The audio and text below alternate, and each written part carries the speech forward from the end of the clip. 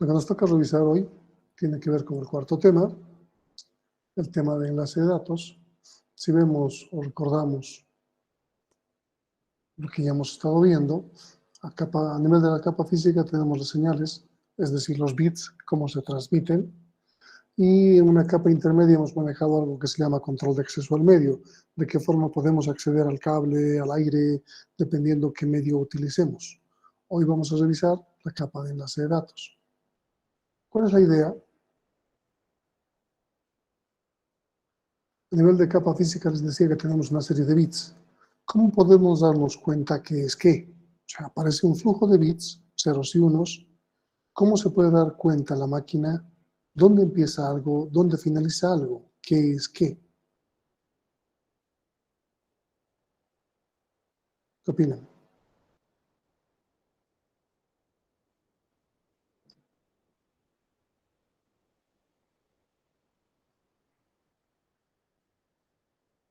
¿Me escuchan o ya se ha cortado? No se escucha, Inge. Entonces, ¿cuál sería la forma de saber si de un flujo de bits, puros ceros y puros unos, dónde empieza algo, dónde finaliza algo? Algo de información.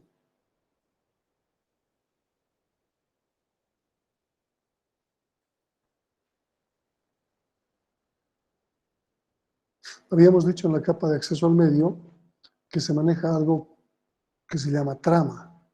Y la trama se identifica porque se le aumenta una cabecera, la trama Ethernet, se le aumenta una cabecera y una cola. Y en la cabecera tiene que haber información como tipo de información que está encapsulada aquí, una dirección MAC destino, dirección MAC origen. Esa es la idea. Entonces, esta trama está encapsulando datos, de alguna manera nos está diciendo dónde empieza algo y dónde finaliza algo. Es decir, vamos a tener algo por aquí adelante como inicio de la trama y vamos a tener algo por aquí atrás como fin de la trama. Entonces, ¿qué es una trama? No es otra cosa que un grupo de bits. A un grupo de bits vamos a asociarlos con algo que llamamos trama, frame o marco. ¿Para qué agrupamos estos bits? ¿Cuál es el propósito?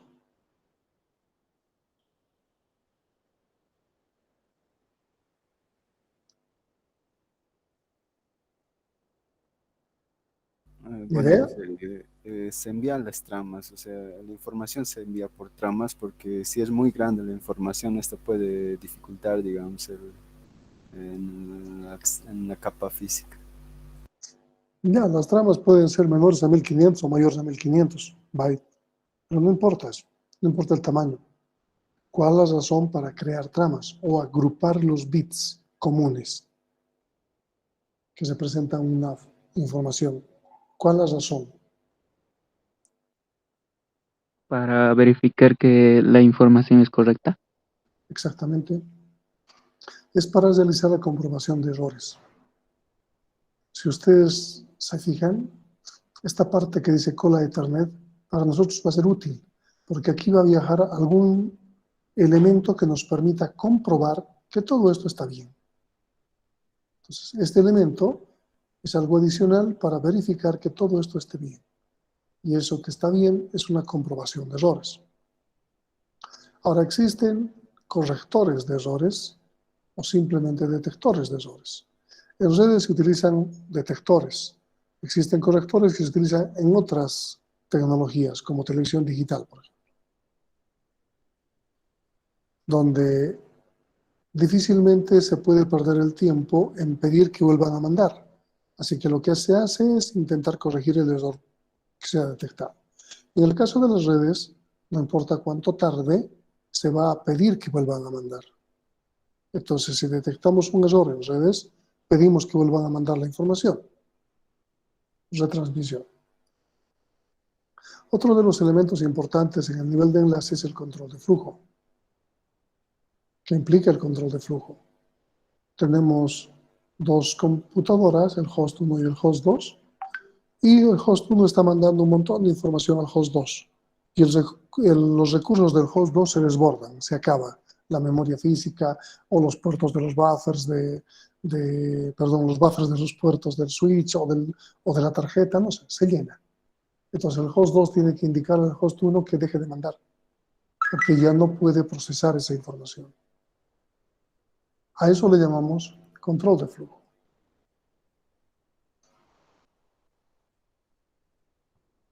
Entonces, agrupamos los bits para saber qué es qué. A esto le llamamos trama. ¿Cuál es la función? Poder comprobar si este conjunto de bits llamado trama tiene o no tiene un error, ha llegado o no ha llegado con error. Y otra razón es para hacer un control de flujo. ¿Está bien? Existen diferentes tipos de servicios que se proveen a la capa de red. Claro que estos no están implementados ya en la capa de enlace, pero partían de esto. Por ejemplo, un servicio no orientado a la conexión y sin acuse de recibo. Un servicio no orientado a la conexión con acuse de recibo. Y un servicio orientado a la conexión con acuse de recibo. ¿Qué ejemplo podríamos dar del último?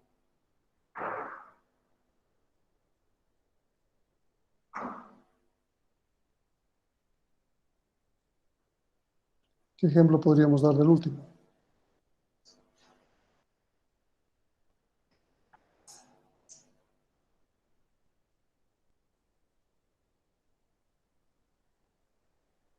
¿Podría hacer los mensajes en WhatsApp?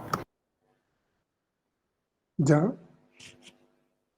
Si están haciendo una audioconferencia, tal vez, porque está orientado a la conexión, significa que se establece una comunicación, una conexión. Si ustedes mandan un mensaje a WhatsApp, lo que tienen es un servicio no orientado a la conexión con acuse de recibo, porque en algún momento se va a conectar la persona a la cual le han mandado un mensaje y va a leer, va a recibir. Entonces ahí tienen al acuse de recibo, pero no está orientado a la conexión.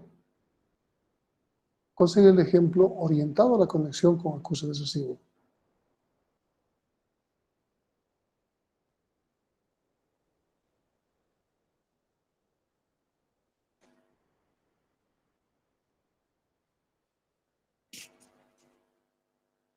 Una llamada telefónica. Se establece una comunicación. ¿Cómo sabemos que la otra persona está al otro lado si no nos quiere contestar? Basta que hayamos establecido la comunicación. Sabemos que la otra persona, aunque escuchemos su expresión, está al otro lado. Obviamente, si estamos conversando, lo que digamos va a responder. Tenemos el acuse de recibo implícito. ¿Cuál sería un ejemplo de servicio no orientado a la conexión y sin acuse de recibo?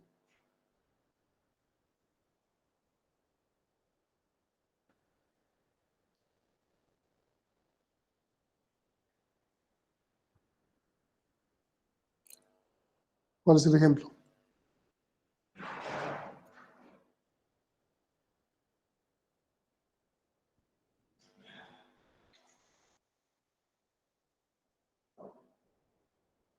Correo postal podría ser.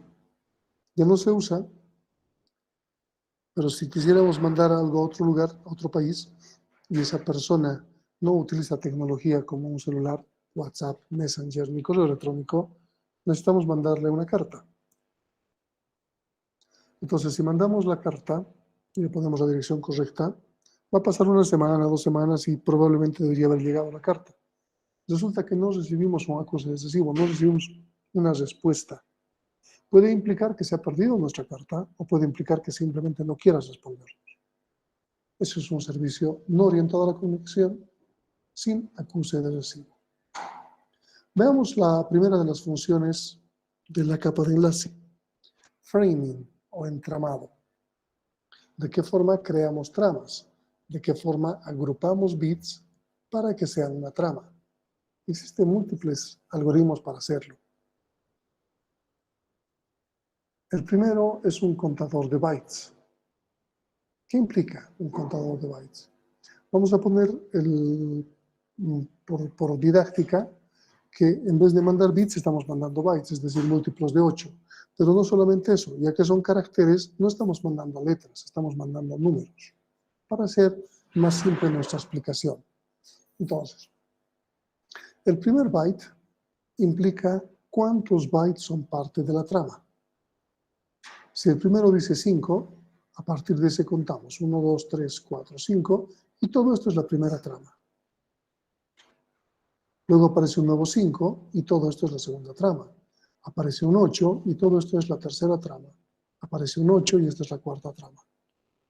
¿Qué tipo de problemas podríamos tener con esta técnica de entramado?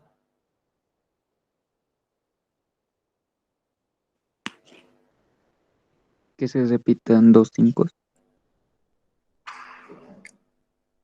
No entiendo. Por ejemplo, un 5, 5 aquí, Sí, no importa. El primero es el que determina cuántos bytes tiene la trama. El segundo sería dato. El primero está indicando el contador de bytes, 1, 2, 3, 4, 5, y este podría ser un 5, una A, una B o un 100, no importa. Son simplemente un byte. Y este nos permite contar los 5 primeros para decir que es la primera trama. ¿Qué problemas podríamos tener? El problema sería de que hay un error, como dicen, en la longitud y que digamos, si se equivoca y dice en la trama uno le pone 6, se va a tomar ese dato y lo puede malinterpretar y eso desconfiguraría también a las siguientes tramas. Ok, basta que un bit en este byte, que es marcado como 5, se cambie en posición, por ejemplo. Esto ya no sería un 5, podría ser un 7, por ejemplo. Entonces la trama 1 llega correctamente, luego vemos que el primer valor es 7, contamos 7 y es nuestra segunda trama, luego tenemos 1 y es nuestra tercera trama, luego tenemos 2 y es nuestra cuarta trama, tenemos 4 y es nuestra quinta, y así sucesivamente. A partir del error, todo lo demás no sirve. Entonces no parece ser una buena técnica. Sin embargo, existen técnicas de Wang que, a ver, me imagino que no están viendo mi pantalla, voy a multiplicar todo.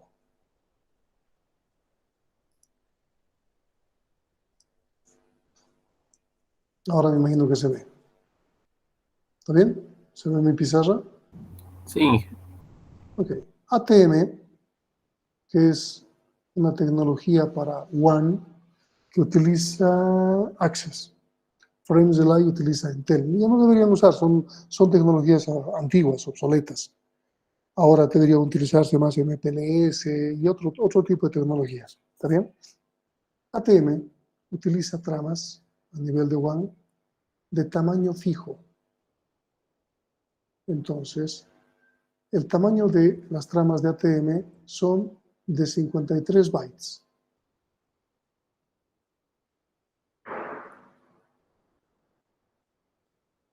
Cada una de las tramas tiene 53 bytes. ¿Qué sucede si yo quisiera mandar 2 bytes de información con ATM? ¿Qué ocurriría?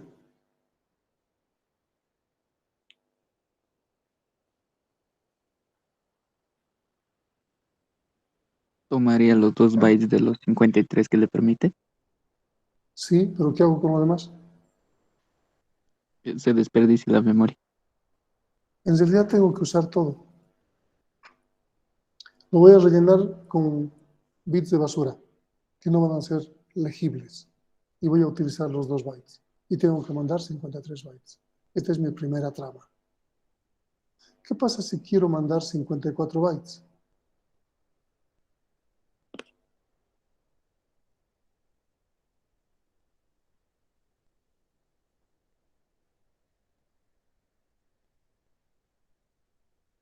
¿Qué sucedería si quiero mandar 54 bytes?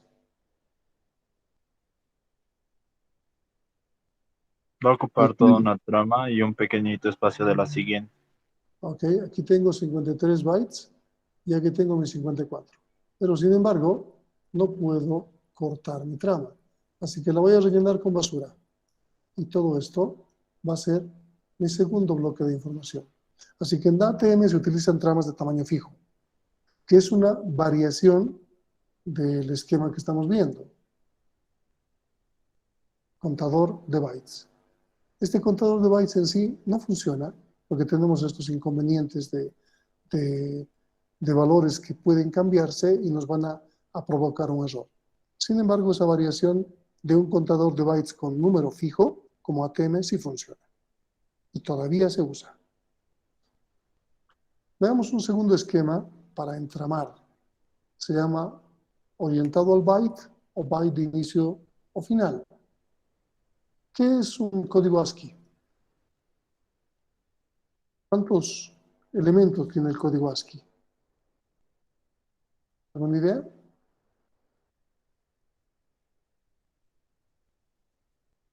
Creo que es un conjunto hasta 7 bits donde se puede interpretar los bits de una forma numérica o alfanumérica igual. Ok. Tenemos del 0 al 7, si quieren, 256 caracteres, código ASCII. ¿Está bien? Pero estos códigos ASCII se dividen en, no sé si vamos a ver, si va a ser este. Se dividen en dos partes. La parte que representaría lo imprimible, lo visible, como por ejemplo las letras, ¿no? 65 de ASCII es la letra A mayúscula. Sin embargo, 97 es la letra A minúscula. Y todos estos caracteres son ASCII. Tenemos un conjunto extendido de caracteres ASCII que pueden ser imprimibles. As con acento, con diéresis, etcétera, etcétera, etcétera, las ñes. Pero hay un conjunto de ASCII que son caracteres no imprimibles, sino caracteres de control. Y dentro de estos caracteres de control podríamos ver, por ejemplo, un código que se llama Start of Text, inicio de texto. O podríamos ver End of Text, final de texto. Estos dos podrían fácilmente para nosotros representar un inicio o final de trama. Hay que ponerle también, un segundo por favor.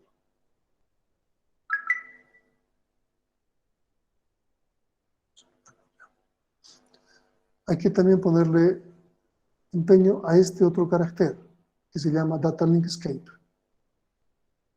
¿Para qué servirán estos caracteres? Bueno, aquí claramente por el nombre nos permitiría tener un inicio de trama y un final de trama. ¿Estamos bien? Entonces, podemos utilizar Start of Text y End of Text y podríamos tener fácilmente un inicio o un final de trama. Pero, ¿qué sucedería si tenemos, por ejemplo, un momentito.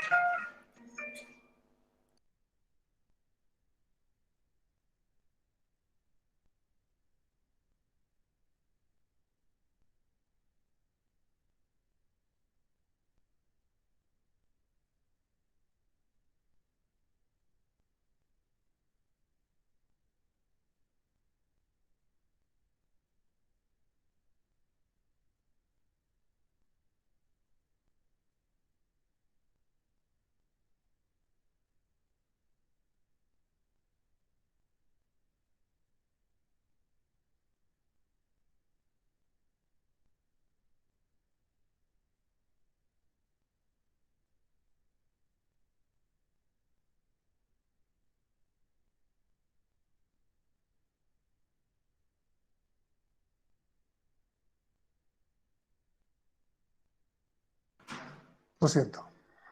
Ya. ¿Dónde estamos? Les decía, ¿qué pasa si yo quiero mandar no sé dónde, páginas? Aquí. Quiero mandar, por ejemplo, A, B, C, D. Estos son mis bytes. Vamos a suponer que aquí hay E, F, G, etc. ¿Se distingue? Sí. Yo quiero mandar como Sí. primera trama esto. Luego esto representa otro tipo de información, solo esto. ¿Qué tendría que hacer entonces ahora para que esto se convierta en una trama? Tengo que colocar un start of text, un código ASCII al principio, y colocar un end of text al final. Entonces tengo un código de inicio y un código de final. Debería funcionar. Estoy diciendo, aquí empieza la trama, aquí finaliza la trama. Para mandar este segundo, aquí debería colocar un start of text. ¿Está bien? Y aquí colocar un end of text. Y tendría una segunda trama. Esta es mi primera trama. Y esta sería mi segunda trama. ¿Estamos de acuerdo? ¿Estamos de acuerdo? ASCII. Estoy usando solo ASCII. En caracteres imprimibles son mi información. Los caracteres de control son los que me permiten definir las tramas. Ahora bien, ¿qué sucedería si como parte... He perdido el ratón. Así que me va a costar más con esto.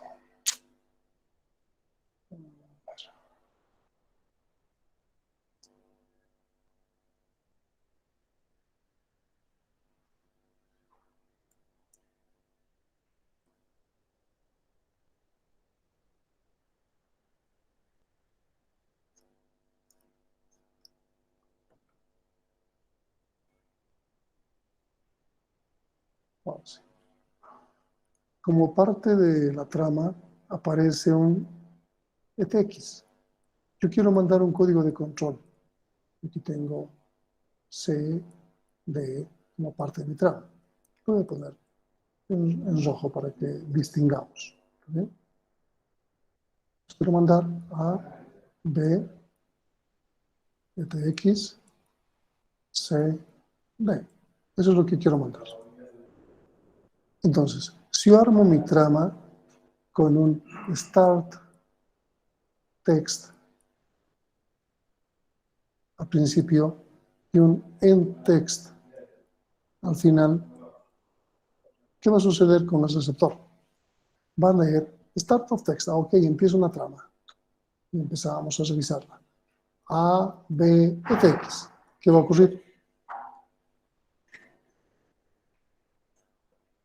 Va a finalizar la trama en Va a A, B. finalizar la trama. Entonces, va a tener como datos A y B, lo que no está bien. ¿Qué podemos hacer para mandar un carácter especial, un carácter de control como parte de los datos? ¿Qué se hace en los lenguajes de programación para utilizar algún carácter especial que la sintaxis no nos permite?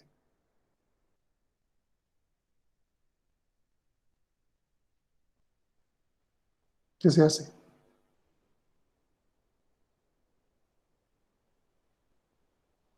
¿Nunca han utilizado ningún carácter especial? ¿Se repite? Se repite. En algunos lenguajes repetimos y en algunos otros, como el lenguaje C, colocamos backslash y el carácter. El backslash nos está diciendo lo que viene a continuación es un carácter especial, pero lo vamos a utilizar como imprimible. El apóstrofe, por ejemplo. Entonces, aquí lo que nos permite hacer el envío de caracteres especiales es justamente este código que les había dicho. ¿Dónde está?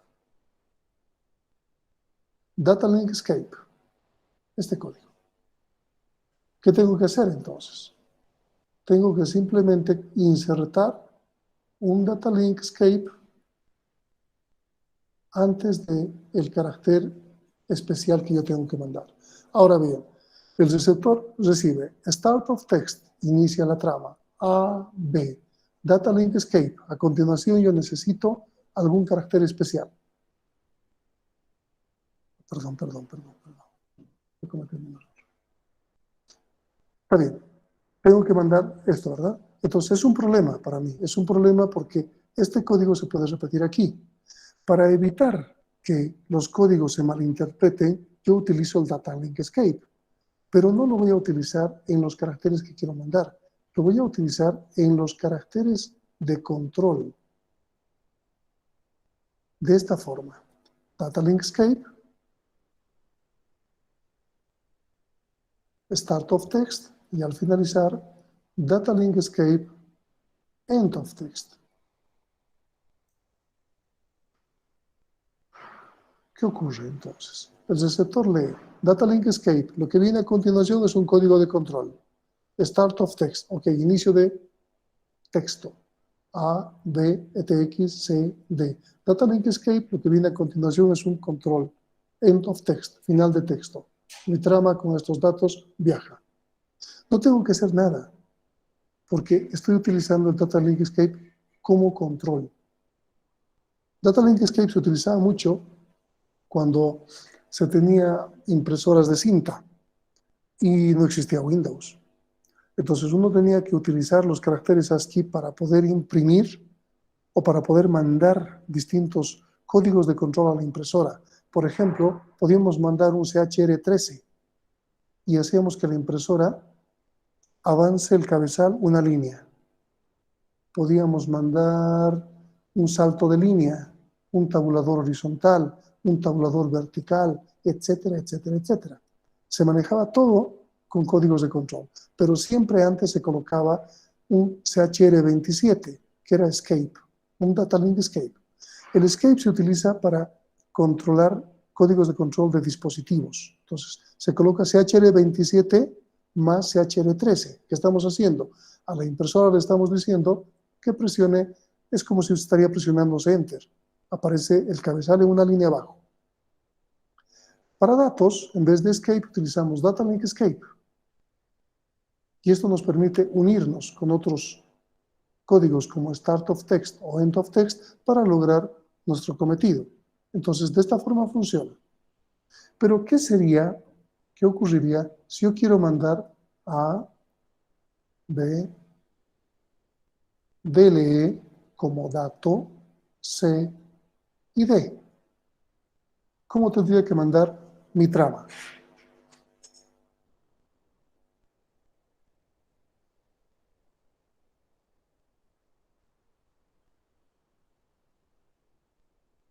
¿Cómo tendría que mandar mi trama?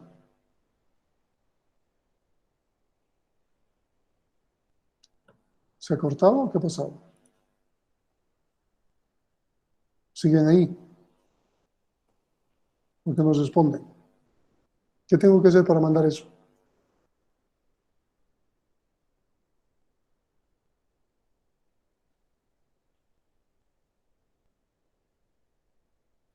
¿Me están escuchando? Colocar un DLE extra. Ok, entonces voy a poner un DLE primero, Start of Text. Sabemos que un DLE es un código de escape, pero que lo siguiente tiene que ser normalmente un código de control. Data Link Escape, Start of Text, inicio de trama. A, B. Data Link Escape tiene que estar esperando algo, un código adicional. Si coloco otro Data Link Escape, le estoy diciendo, estoy repitiendo el carácter, así que lo puedes desechar y lo anterior se considera. Luego CD y al finalizar coloco Data Link Escape End of Text. De esta forma puedo mandar tramas con cualquier código interno como dato, pero si es Data Link Escape tengo que repetirlo. Entonces es simple de deducir. Si yo tengo, por ejemplo, A, B, Data Link Escape, C, D, ¿cómo tendría que mandar mi trama?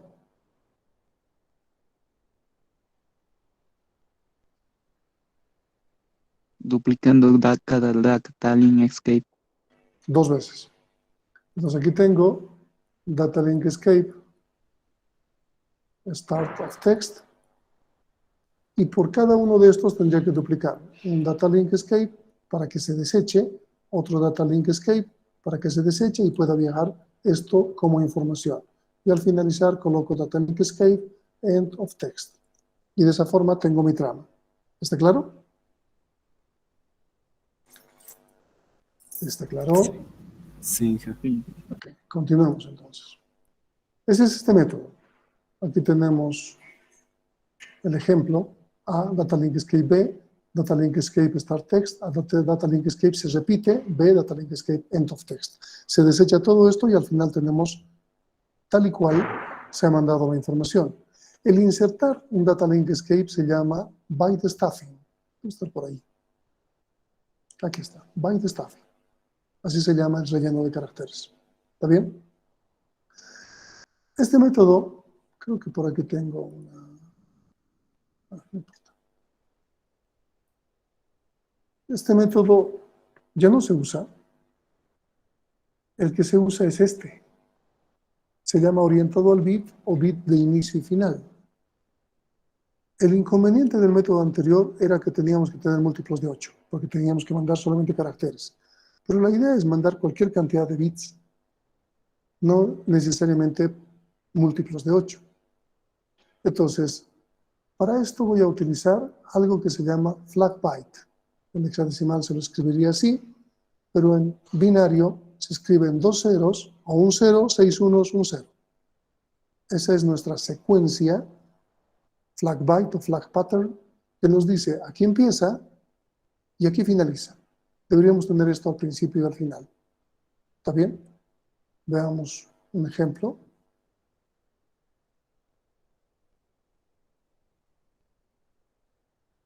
Vamos a necesitar texto por esto. A ver.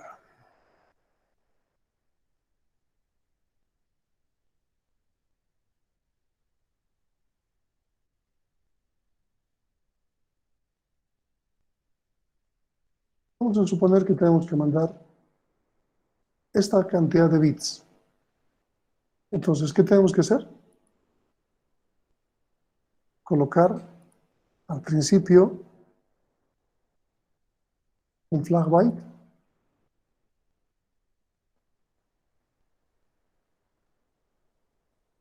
y al final otro flag byte. Y de esta manera tenemos inicio y final de trama. ¿Qué va a ocurrir con el receptor del mensaje? El receptor del mensaje va a leer 0 y va a contar los unos. 1, 2, 3, 4, 5, 6.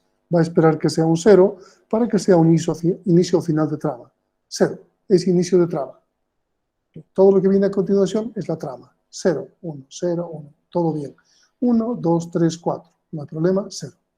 1, 2, 3, 4, 5, 6. ¿Qué va a ocurrir?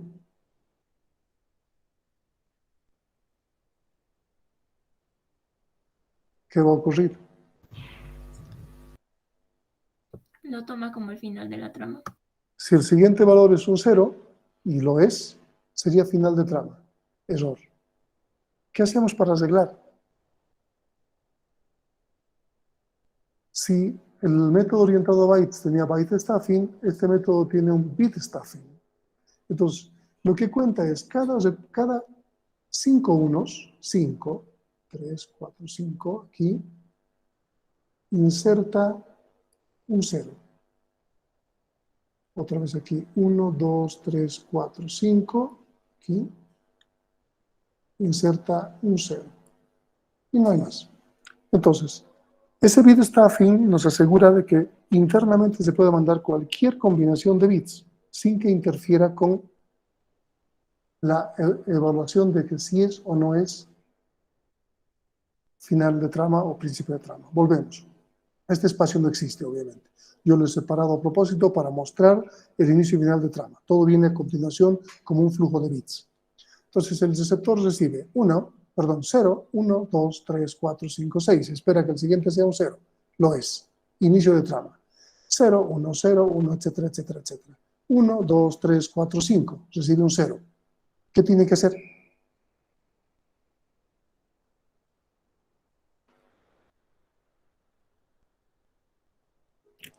Tiene que descartarlo. Pero sabe que no es final de trama. Cada 5 unos, si después hay un 0, tiene que descartarlo. Y otra vez cuenta. 1, 2, 3, 4, 5. 0. Lo descarta. 1, 2, 3. No hay nada. Otra vez 0. 1, 2, 3, 4, 5, 6. El siguiente es un 0. Significa final de trama, inicio de trama. Y todo esto es el dato. Llega correctamente. Pero este bit stuffing nos permite garantizar que internamente podamos mandar lo que sea. ¿Cuál es la regla? Cada 5 unos se inserta un 0 y el receptor, cada 5 unos, borra el siguiente 0. Ahora, puede haber un error. Si, por ejemplo, aquí cuenta 5 unos y el siguiente es un 1. Eso claramente o es un error o el subsiguiente tiene que ser un 0 y es final de trama. Necesariamente. No admite otra cosa. ¿Está claro? Sí, ¿Está claro? Ok. Entonces aquí tenemos un mensaje, un ejemplo, donde tenemos una serie de unos y ceros, y si se fijan, después de 5 unos se ha insertado un 0. Después de 5 unos se ha insertado un 0, después de 5 unos se ha insertado un 0. No importa cuántas veces insertemos. Y al destino tiene que llegar y quitarse y volver como hubiese estado originalmente.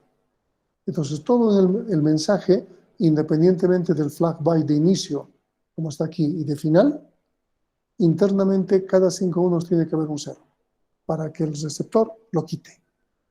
Si, por ejemplo, ¿qué sucedería si, por ejemplo, tenemos exactamente esto? ¿Qué ocurriría? 1, 2, 3, 4, 5. Le aumentamos un 0. El siguiente es un 0. ¿Se aumentaría o no se aumentaría el 0?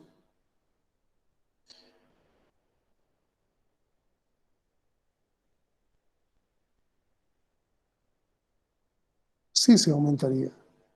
No importa lo que venga a continuación de los 5 unos. Se tiene que aumentar un 0. No importa que sean puros ceros o puros unos. Cada 5 unos se aumenta un 0. Esa es la regla. No hay excepciones. ¿Está claro? sí, ya. Ok. El último método que vamos a ver, este es el que más se usa. Se llama bit stuffing o 0-bit insertion. ¿Está bien? Violación de código. Es bastante simple. Sería más a nivel de hardware esto. Y tiene que ver, por ejemplo, con que podemos mandar bits. En este sentido, estamos mandando bits con algún tipo de codificación. Puede ser Manchester, por ejemplo. Aquí tenemos los periodos de tiempo de sincronización para mandar.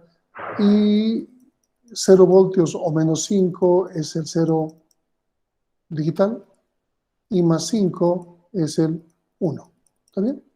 Y podemos ir mandando así. Entonces aquí tenemos un 0, aquí tenemos un 1, aquí tenemos un 0, aquí un 1, aquí tenemos un 0, aquí un 1, etcétera, etcétera. Estamos mandando de esa manera. ¿Cómo se llama violación de código? Podríamos utilizar este periodo de tiempo para decir que este es un inicio de trama. Entonces, generamos una onda, pero que va de 0 a 1 en el intervalo. Y lo mismo al finalizar. Podemos generar la onda si queremos que va de 0 a 1 en el intervalo. O también podríamos colocar de 1 a 0 en el intervalo, no importa. Fíjense que en este caso los dos se repiten, son de 0 a 1. Pero podría ser aquí, entonces continuaríamos, ya no bajaría, de 1 a 0. Entonces, si aprovechamos el intervalo del sincronismo de generación de bits y hacemos una violación del código, por ejemplo, si Manchester utiliza esto, lo alteramos, entonces esa alteración implica un inicio y un final de trama, porque jamás en el dato va a aparecer una alteración de ese tipo. Siempre van a estar encuadrados en los periodos de tiempo. Entonces es otra forma, pero ya es más a nivel de hardware. Entonces hemos visto 4 formas de entramado. La que se utiliza realmente es el bit stuffing orientado al bit. Les había hablado sobre el control de flujo. El control de flujo es muy simple de explicar. Tengo un equipo, otro equipo, y este está bombardeando con información. El buffer de este equipo, no importa de qué buffer estemos hablando, sus recursos se llenan. Entonces, este equipo le dice, alto, no mandes más, no tengo recurso. Entonces, este se queda esperando. ¿Espera qué? ¿Hasta cuándo se queda esperando?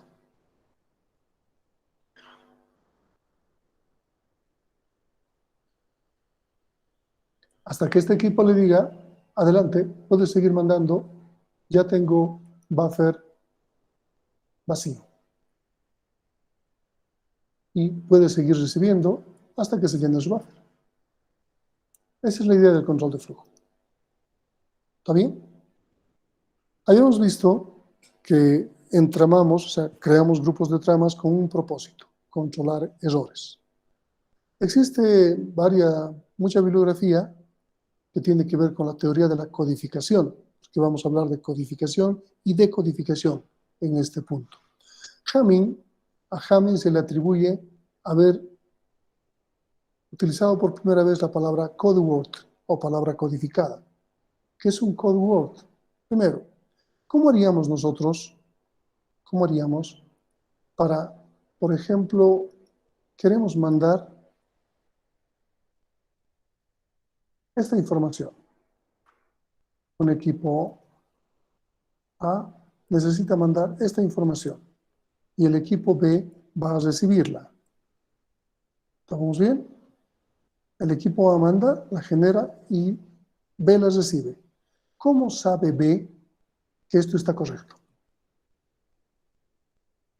¿Cómo podemos saber nosotros que algo que nos llega está correcto?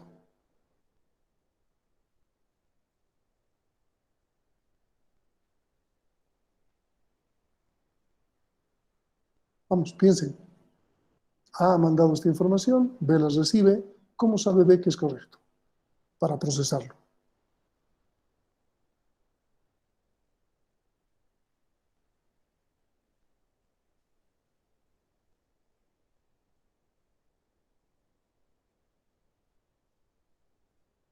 ¿Ni idea? Vamos, no están muy participativos hoy día. ¿Cómo podemos saber que algo que nos llega, es correcto?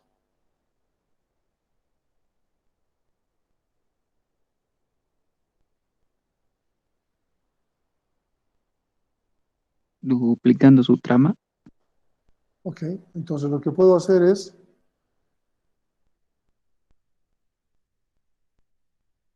mando 2 veces lo mismo. Y B ya tiene una herramienta. Y puede decir, esto es igual, esto es igual, esto es igual, esto es igual. Ok, es correcto. Sí, es razonable. Estamos duplicando lo que mandamos. ¿Qué sucedería si en algún momento, por ejemplo, este bit llega de esta forma? ¿Qué hace B? Le mandaría una trama de error. O sea, podría determinar que, por ejemplo, aquí existe una diferencia. Error. El método sirve.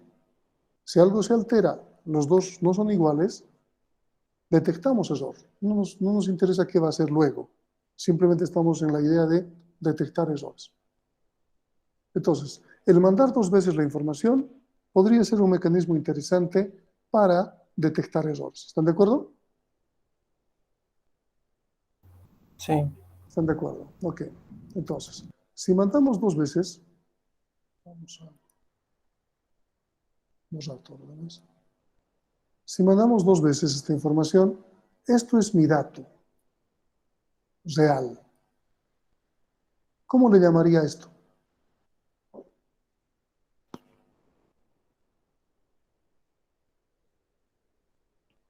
Cuando algo repito, ¿cómo le llamamos a cuando se repite algo? La copia. No. Cuando ustedes repiten y repiten y repiten, les dicen no seas o estás, ¿qué? ¿Mm? Redundancia. Ese es el dato y esta es la redundancia. Entonces, este es el dato, M. Esta es la redundancia, R. ¿Bien? Un code word, N, es igual a N más R. Esto es lo que Hamming ha detectado. Que para poder comprobar algo, el code word tiene que llevar consigo información que nos permita o que le permita al receptor determinar si hay un error o no en esa información que está llegando.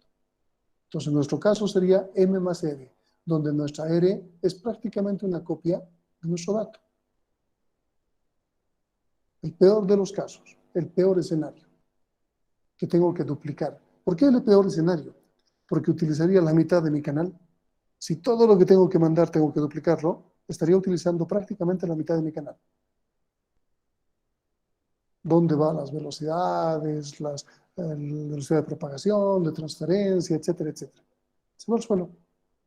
Entonces tengo que idear un método que reduzca al mínimo los bits de redundancia,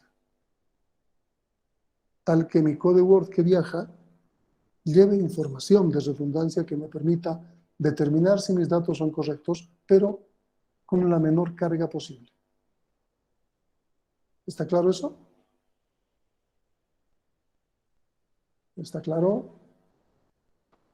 Entonces aquí tenemos n igual a m más r, donde m es la información y r es la redundancia. Pero Hamming encuentra algo más interesante, algo que le llama distancia de Hamming. Vamos a ver, por ejemplo, algo más simple.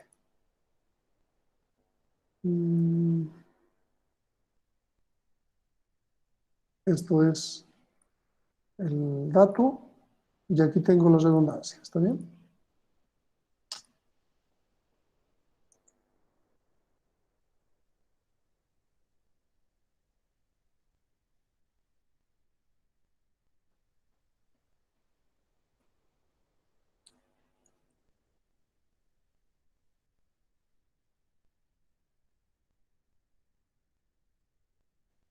Ok. Me llega de esta manera. ¿Hay error?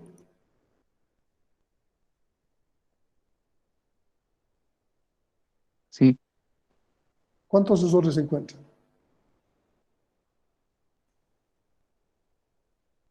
2 errores. 2. Aquí hay un error y aquí hay otro error. Entonces la distancia de Hamming es igual a 2. A eso le llama distancia de Hamming. Vamos a jugar con algo interesante.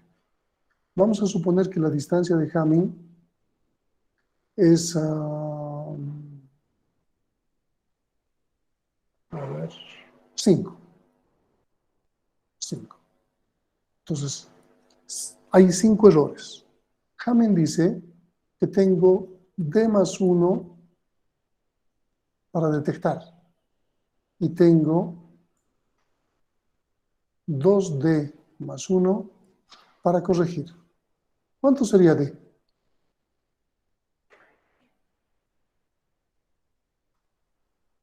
¿Cuánto es D? En este primer caso, ¿cuánto es D? 4. 4. Entonces aquí tengo 4 posibilidades de encontrar 5 de los errores. De 5 errores puedo detectar 4. Esta segunda fórmula, ¿cuánto me da? ¿Cuánto es D? 2. 2. Entonces, traducimos. De 5 errores producidos, puedo detectar 4 y puedo corregir 2. Esa es la teoría de codificación de Hamming. Claramente aquí se muestra lo que acabo de decirles. Entonces, es un problema, porque si el medio tiene demasiada tasa de error, no voy a poder detectar todo. Y de lo que apenas pueda detectar, no voy a poder corregir todo. Claro que los medios actuales, como la fibra óptica, tienen una tasa de error muy pequeña, pero los medios que están basados en señales eléctricas sí tienen una, no alta, pero tienen una buena tasa de error. Entonces, uno puede confiar directamente y mandar la información pensando que va a llegar correcta. Necesitamos técnica, un método que nos permita hacer que viaje en el mismo code Word información que nos permita saber si esto es correcto o no es correcto. Entonces, esta redundancia es importante. El peor de los casos, el peor de los escenarios, repetir todo 2 veces. Entonces, vamos a buscar métodos que traten de minimizar la cantidad de bits de redundancia. ¿Está claro esta explicación? ¿Hasta aquí? Sí. Ok, continuamos entonces. Vamos a ver un método interesante. Vamos a saltarnos un poco esto. Vamos a volver en clases siguientes. Vamos a ver el método de la paridad o la paridad bidimensional, perdón. ¿Qué hacemos con el método de paridad? Primero, la paridad puede ser par o impar. ¿En qué consiste? Yo quiero mandar esta información y voy a añadir un bit de redundancia. Esto es n. Y tengo que añadirle r. Y esto va a ser mi code word, ¿verdad? Esta es mi palabra codificada. Voy a añadirle un solo bit. Entonces la paridad, es difícil de escribir con esto. La paridad puede ser par o puede ser impar. Vamos a suponer en nuestro ejemplo que la paridad es impar. Contamos cuántos unos hay. 1, 2, 3, 4, 5. ¿Qué bit necesito? ¿Un 0 o un 1 para que esto sea impar? Un 0. 0. Entonces voy a mandar esto como mi palabra codificada. Lo que hace el destinatario, el receptor, es volver a hacer lo mismo. Aísla este valor y hace su propio cálculo. 1, 2, 3, 4, 5. ¿Qué tiene que ser la redundancia para que sea impar? 0. Y compara. ¿Es igual? Sí. El dato ha llegado correctamente. Vamos a suponer ahora que el dato falla. Hemos recibido esto. ¿Está bien?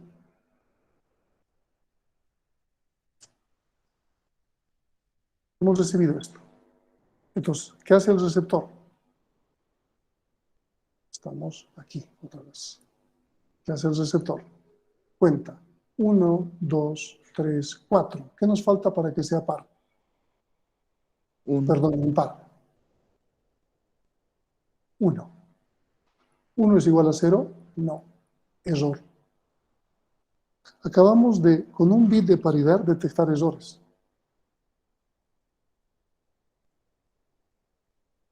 Pero, ¿qué pasa si estamos en el caso donde un 0 se ha vuelto 1? ¿Verdad?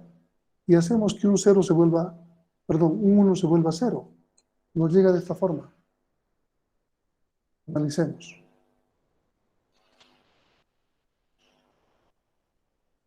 Tenemos 1, 2, 3. ¿Qué necesitamos para que sea impar? 0. Comparamos y decimos, es correcto, pero no lo es.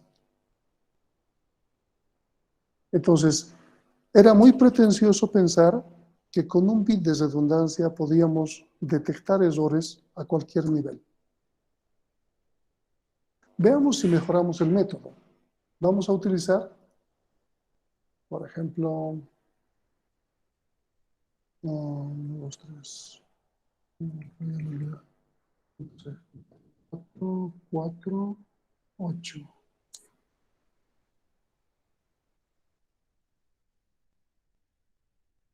4, 8, 12. Sí, no emocioné. Vamos a suponer que tengo esta información para mandar. Son 4, 8, 12, 16 bits. Para hacerlo simple, agarro los bits y voy a ponerlos en términos de m por n para convertirlos en una matriz. En este caso, si son 16 bits, ¿qué posibilidades tengo de crear una matriz? ¿Qué posibilidades tengo? 4 por 4. 4 por 4, la más simple. Otra, 2 por 8. 2 por 8, 8 por 2. Y hasta un 16 por 1. Sigue siendo una matriz, ¿verdad? Pero de cualquier manera voy a utilizar la de 4 por 4. Entonces lo que hago es, en el orden estricto de izquierda a derecha, voy a empezar a armar. No quiero responder. Ya, ahora sí. Y voy a ir copiando la información que tengo. Creo que extrañamente he escrito 10 todo el tiempo. Nada más que en la última no. Sí, esto es exactamente lo mismo. Parto de aquí, vuelvo aquí y finalizo. ¿Estamos de acuerdo? Voy a utilizar paridad par ahora. Para este hemos utilizado impar.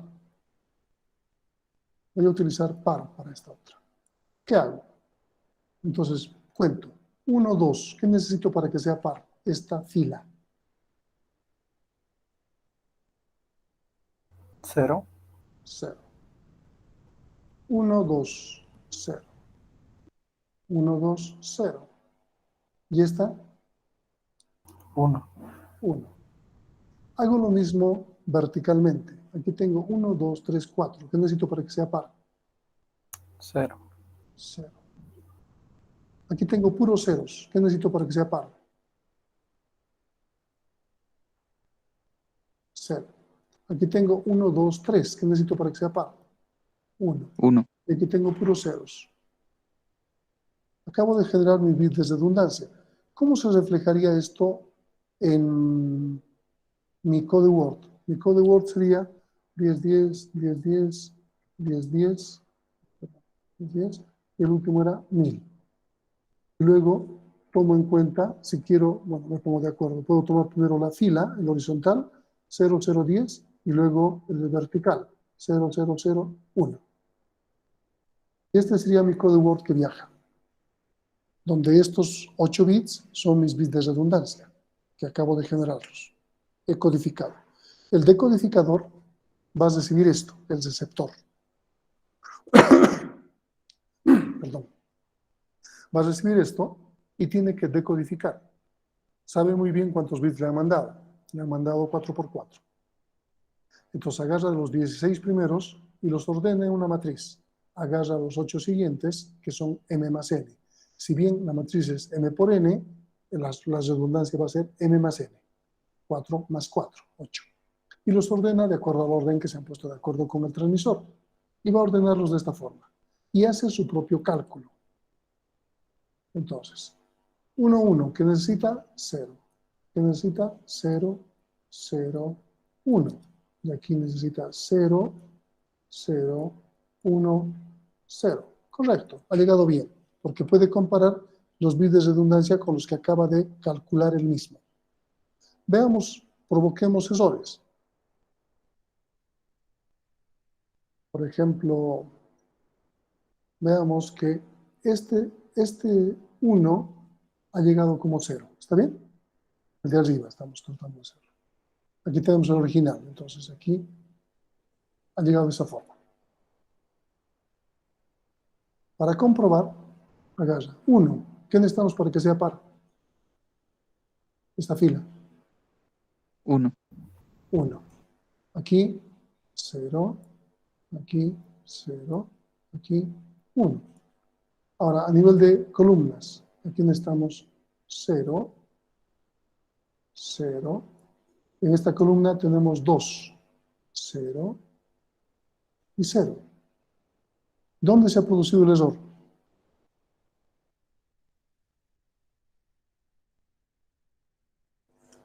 Aquí tenemos error.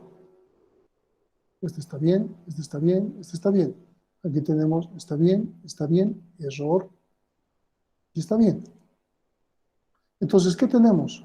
Una columna y una fila que nos apuntan exactamente a donde está el error. Este método podría ser corrector de errores.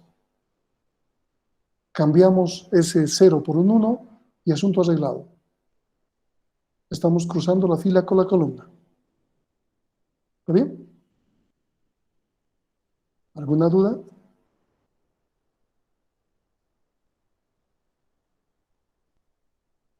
Ninguno. ¿Alguna duda? Okay. Produzcamos dos errores. Vamos a volver a eliminar la modificación. Sabemos muy bien que aquí hemos introducido un error. Este es un error. Lo vamos a marcar mejor de otra manera. Este es nuestro primer error. hemos vuelto un 1 en un 0. Hagamos lo mismo. Este 1, convertámosla en un 0. Entonces, hacemos que este 1 también se vuelva 0. ¿Vamos bien? Detectamos. Aquí tenemos 1. ¿Qué necesitamos para que sea par? 1. 2, 0. 2, 0. 0, 0.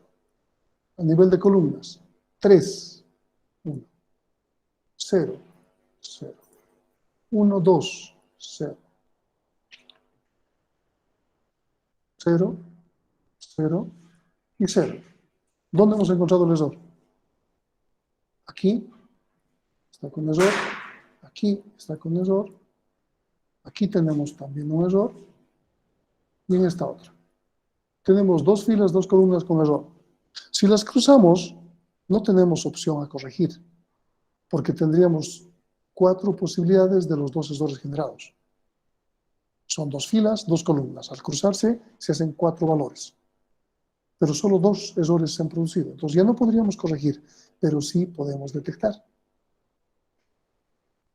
Aquí habíamos cambiado un 0 por un 1 y un 1 por un 0.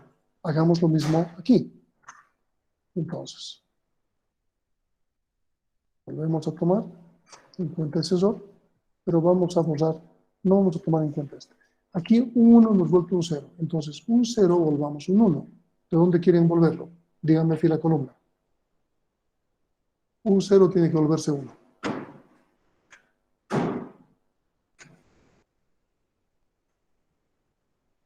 Fila Vamos, 2, columna 2. Columna 2, Fila 2. fila 2. Este valor entonces. ¿Sí? Cambiamos esto y le ponemos un 1. Nuevamente el receptor recibe. Aquí tenemos 1, nos falta un 1. Aquí tenemos 3 unos, nos falta un 1. Aquí tenemos 2 unos, tenemos un 0. Aquí tenemos un 1, nos falta un 1. A nivel de columnas, aquí tenemos un 0. Aquí tenemos 1, nos falta 1. Aquí tenemos 2. Es 0. Y aquí es 0. ¿Dónde están los errores? 0 con 1, error. 0 con 1, error. 1 con 1, error. No, perdón, eso está bien. ¿Está bien? Está bien. Aquí tenemos 0 con 0, está bien. 0 con 1, error. 0 con 1, error. Fíjense que nuevamente hemos encontrado 4 errores. 2 filas, 2 columnas, pero tampoco los podemos cruzar. No importa que se complementen, ¿se han dado cuenta? Nos sirve. Este método funciona. Ya podemos detectar errores. ¿Cuál es el problema? Que si tenemos datos m por n, porque estamos formando nuestra matriz, en este caso 4 por 4, 16 datos, ¿cuántos bits de redundancia vamos a tener? En fórmula, ¿cuántos van a ser?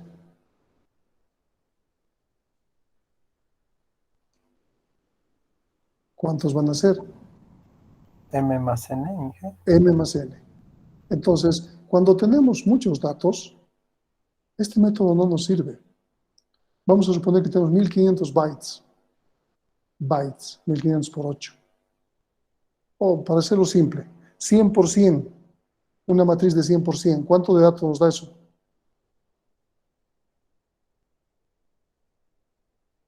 ¿Cuánto es 100%? ¿Necesitan calculadora? ¿Cuánto es 100%? 10.000. ¿Qué? 10.000. Perdón, 10.000. Ok. ¿Y 100 más 100 cuánto es?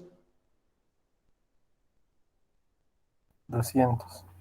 Entonces, si se fijan, necesitamos para 10.000 bits, necesitamos 200, para 10.000 datos necesitamos 200 de redundancia.